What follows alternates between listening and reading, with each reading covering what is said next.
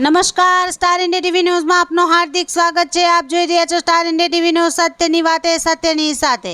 આજના ઈદે મિલાદુન્નબી નિમિત્તે સંતરામપુર નગરમાં પોતાના પૈગંબર સાહેબના જન્મદિવસ નિમિત્તે આજરોજ સવારથી જ પૈગંબર સાહેબના જન્મદિવસ મનાવવા માટે સંતરામપુર જુમા મસ્જિદ પાસે એકઠા થઈને મુસ્લિમ બિરાદરો નારો તકબીર, અલ્લાહુ અકબર, નારે રિસાલત, યા રસૂલલ્લાહ નારા સારું નથી શરીફ પડતા સિભાઈ ચોકડી થઈ પોલીસ સ્ટેશન તરફ થઈ ભોઈવાડા થઈને હુસેની ટેકરી થઈને બસ સ્ટેશન થઈ ગોધરા ભાગોળ થઈને જુલુસ પરત જુમા મસ્જિદ પહોંચ્યો હતો, જ્યાં નાત શરીફ સલાતો સલામ પડી દેશ ને દુનિયાની શાંતિ માટે જુમા મસ્જિદના પેશ ઇમામ સાહેબે ફરહીમ રઝા સાહેબે દુઆ ગુજારી હતી। સમગ્ર જુલુસ દરમિયાન કોમી એકતા ભાઈચારાના દર્શન થયા હતા।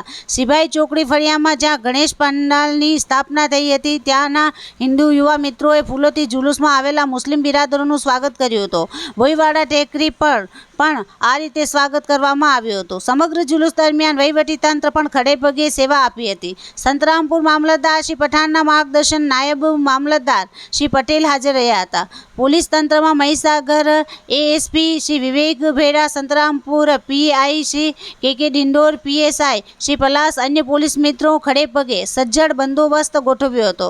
દાવતે ઇસ્લામીના છોકરાઓ, રિફાઈ કમિટીના યુવાનો પણ નાચ શરીફ પડી હતી। શાંત વાતાવરણમાં જુલુસ પૂર્ણ થયો હતો। Star India TV news reporter Mustaq Shibhai, Santrampur, જિલ્લો મહીસાગર।